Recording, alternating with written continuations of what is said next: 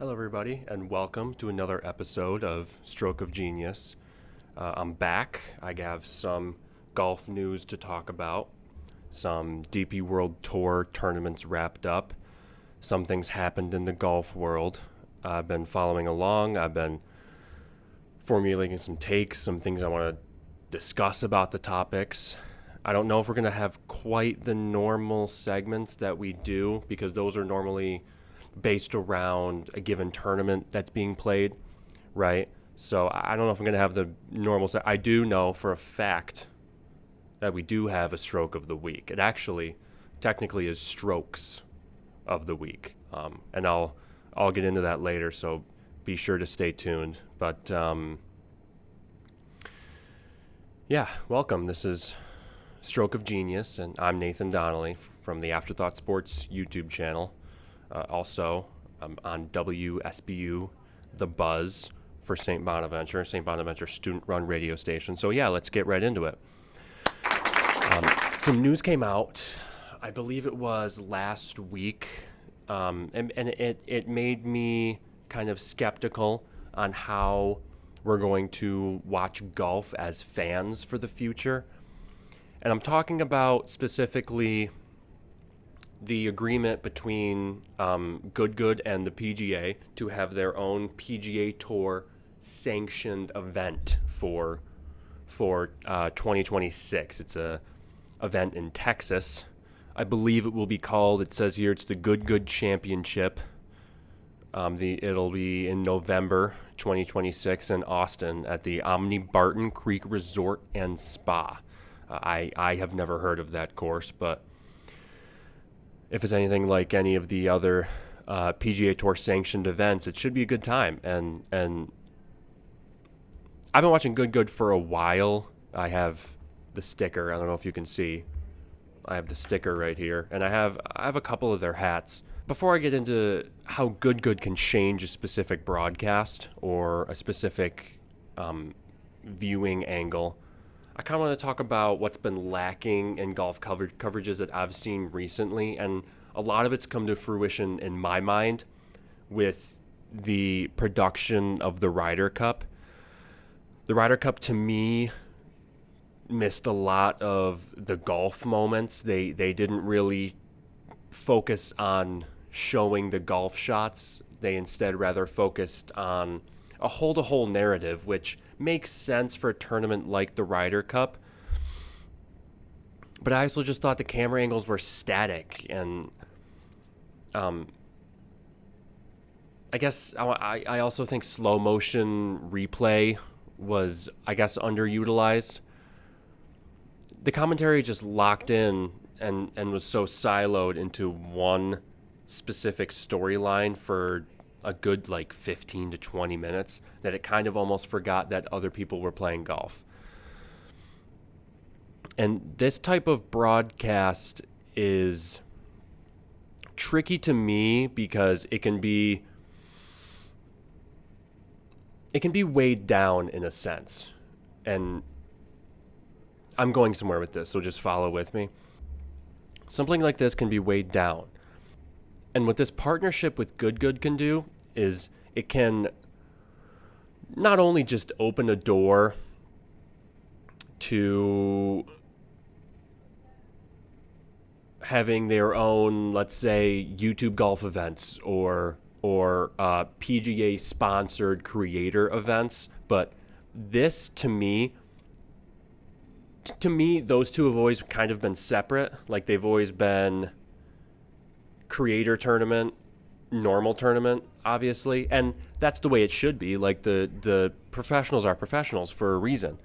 But I think this will seamlessly blend the two together, and in blending those two experiences together, I also think the broadcasts will be blended together. I don't foresee a world where it being named the Good Championship and the Good guys like Garrett and Bubby, Steven, Matt, all of these guys don't have their own broadcast and watch along as the Good Championship is taking place. I think that is a step that the PGA hasn't taken yet, and we see other sports have.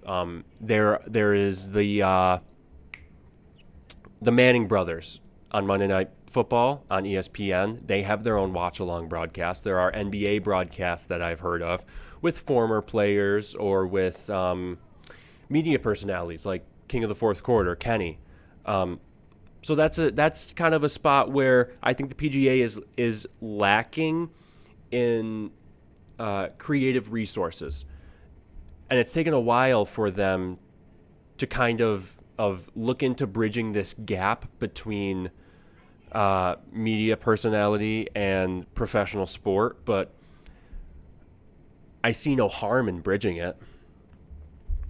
So and like it only helps you. I think traditional broadcasts like we saw at the Ryder Cup or like we've seen on this past PGA Tour season have kind of lost younger viewers. I think that this digital storytelling could be the future of golf and definitely how we watch it. So will golf adopt this kind of influencer style content or broadcasts along with the traditional coverage? They wouldn't be getting rid of the traditional coverage. Would they adopt this type of thing along with traditional coverage? I think yes, and I think the Good Championship in 2026 will be the beginning of that. Something else that's come to my mind ever since the Ryder Cup started, and Ludwig Oberg got me thinking about it, and he'll be the first one I talk about, but the guys in the golf world under 25, there's a lot of promise with them, first of all, but it really occurred to me like how long guys like Justin Rose and Rory McIlroy and Justin Thomas had been on these Ryder Cup teams. And so I kind of got to thinking, A, what the future of each Ryder Cup team may be, or B, just what the future of golf is going to be. So I want to start with Ludwig Oberg. I think Ludwig Oberg could easily settle into that Rory McIlroy or Justin Rose European Ryder Cup just anchor. I think he has the level-headedness for it. I think he has the consistency in his game for it. And I think he was good enough at a young age on tour to be propelled into that mindset. This is a guy who played under intense pressure in singles matches this year and at Marco Simone. He's had clutch performances in match play. He's solid in strokes gained tee to green. He's one of the most consistent players you'll see. He's 24 years old from Sweden. And like I said, in my opinion, he's a future European captain level talent if this consistency continues, which, I mean, we know how debilitating injuries can be, not just in golf, but in sports in general, and can kind of derail a career. But if injuries aren't a factor, I don't see why Ludwig Oberg at age 32 isn't the first one off for the Europeans. He's just an absolutely anchor, consistent guy already at age 24. So for these next two, I didn't really want to get into anybody that was already on the U.S. Ryder Cup team because I feel like that was part of the reason why things didn't go very well is the guys on the team weren't willing to step up. So I kind of want to highlight some Americans who I think are completely capable of stepping up and making a Ryder Cup team, being impactful on a Ryder Cup team. The first one I've had my eye on for a while. He turned pro at 17. He had a victory in 2023 at the Barracuda, 2024 Valero. Excuse me. Akshay Bhatia is one of the more interesting swingers on tour. I probably weigh more than him, which wouldn't really say much. super wiry. He's a long hitter. And to me, with what I've seen with him is I've seen a dose of just resilience, composure, and to me, he's had an early adaptation to how the professional game is played. I'm not sure if I already said this, but he turned pro at 17, so he's had a lot of experience for being 23 years old and what the professional scene can look like. He has been on tour for 6 years, yet he has all the time in the world to make another Ryder Cup team. He has all the time in the world to really establish himself as a golfer. Nobody before the age of 21, unless your name begins with a T and ends with Iger, really has expectations prior to being a drinking age. Like, you don't really have expectations to compete and contend on the tour before you're 21 years old.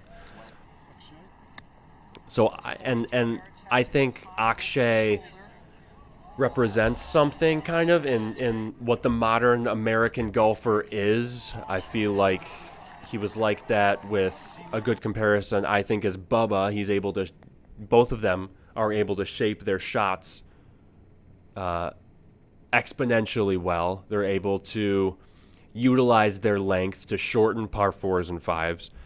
And like I said, he represents the modern American golfer to me. He's ambitious, he's skilled, super skilled, and he's also media savvy. I feel like if Akshay Bhatia went off first on a Ryder Cup, not only do I think that the pressure would not get to him, but he kind of knows, from what I've experienced, he kind of knows how to use his words after a good round, after a bad round. Like I said, he's turned pro at 17, so he's had the experience to be able to know what he's talking about when it comes in terms of his public image. So that's going to do it for my top players under 25. I know there were only two, but I really want to get into a couple Korn Ferry Tour graduates who I recently saw. They got their pro cards. They advanced on from the Korn Ferry onto the PGA Tour. So let's get into that. So the first guy I want to talk about, who I'm sure you all have probably seen play and heard of, he was the Low-Am at the Masters, I believe. He is an excellent up-and-coming player. Neil Shipley has had multiple top 10 finishes. He shows composure in late round scenarios. And to me, he has more of a methodical and calculated approach, which makes him exciting when he does take a risk. But also when he doesn't take a risk, I completely understand why. I completely understand why he didn't. I understand why he laid up on a par 5, or I understand why he didn't attack the hole on a certain par 3. Second guy, South African, Christo Lamprecht. I hope I'm saying that right. He's a rising star on the Korn Ferry. Just like Neil, has excellent approach game. He's kind of growing that international profile. And to me, I feel like he's ready to make an impact on the PGA Tour, and he has the potential for fan attention due to his aggressive style of play. He does not like to lay up. He loves to attack holes. He loves to do calculated risks. And the cool thing about the Korn Ferry Tour is that they really produce, to me, technically skilled players. These storylines and these personalities behind all these guys is, to me, what captured my attention. And then going off of that, these storylines and personalities, when I finally got to watching the golf, I thought it was amazing. If I had to put these two guys on a timeline to potentially win a PGA Tour event, but specifically, let's say a major. We all know what the 4 majors are, so let's say a major. We know how hard it is to win one. Obviously, I would put Neil Shipley ahead of Christo Lamprette, just because Neil Shipley's experience in majors. Like I said, he was the low am at the Masters, I believe, in 2024, 2023. Yeah, it was 2024. He was the low am at the Masters. And I actually, now that I remember that it was 2024, he was the low am at the U.S. Open as well. So I would definitely put him ahead of Christo Lamprette's timeline. If I had to give Neil Shipley an ETA on a number of years, the fields are just so good right now, and Scottie Scheffler is obviously the best golfer in the world and should go into every major favored. But 4 years, 3-4 years, I think he'll be in strong contention for majors and possibly win one. I wouldn't be surprised if it was the Masters, because he has that experience at Augusta. So, and for our stroke of the week, I will have a video up next to me. Neil Phillips, sophomore, I believe at S1E University. This was at the Chick-fil-A Invitational in Georgia. Just last week, I believe. You see him pulling the ball out of the hole. He hit a hole-in-one. How far was it? On hole number 8, par 3, hole number 8. And then later that day, they played a second round. He hit a second hole-in-one on hole number 8 again. The first ace was with a 6-iron, and then second ace, he was feeling a little stronger, did some push-ups, he hit it with a 7. Yeah, that's something every golfer dreams of, not just hitting a hole-in-one, but you ever hit 2 in one day? These aces would bring him to, I believe he finished T14. He finished par on the first round and 1 under par on the second round, finished T14. And my sources are telling me the estimated odds of making 2 aces on the same hole in one day are 670 million or 67 million to 1. That is just amazing stuff from Neil Phillips. And I'm going to sound like a broken record, but I do kind of want to end the episode. Couple last thoughts about what happened at the Ryder Cup. I've had about a month to digest. Couple last thoughts, and then I promise I'll shut up about it. So, Team USA had strong individual performances. We saw that on Sunday, definitely more than Friday and Saturday. We saw it on Sunday. They were able to play individually, one-on-one against the Europeans. So I can definitely see that, to me, the skill gap was not as large as I thought it would be.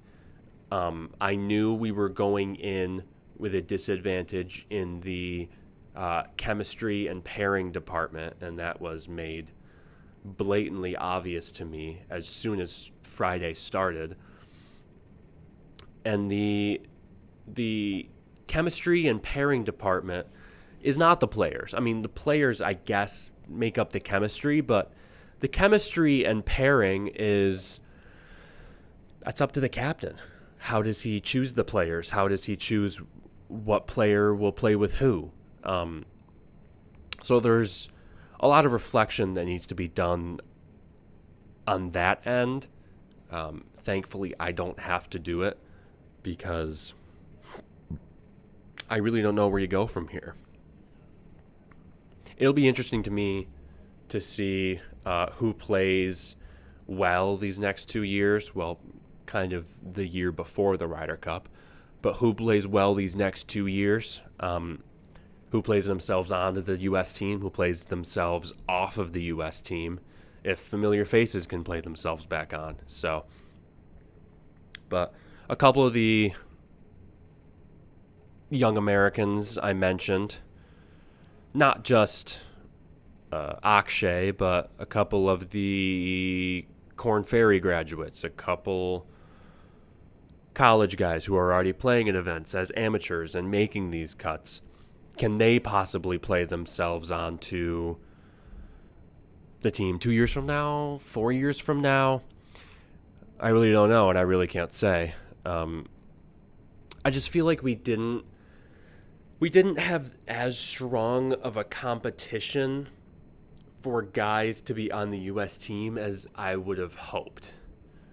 Because when it comes down to it, and I think about who was the last guy picked, and I compare it to the last guy picked on Europe,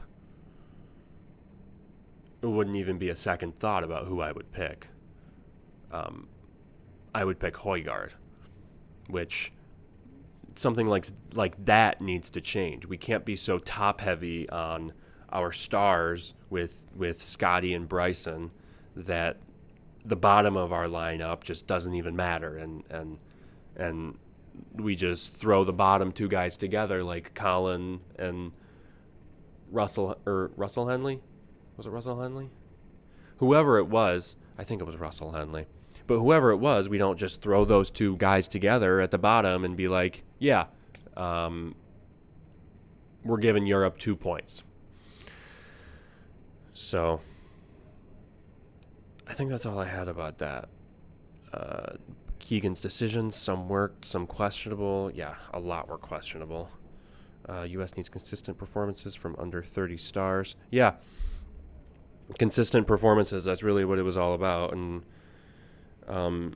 the only time we were consistent throughout the whole tournament was when it was too late.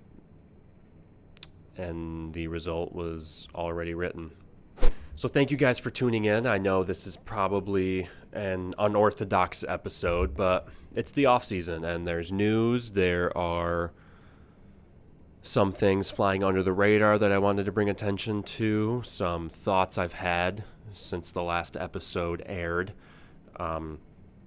Let me know if you like something like this, if you don't. And even though it's the off season of the PGA Tour, keep watching golf because golf is awesome. So thank you for joining me, and I will see you next time.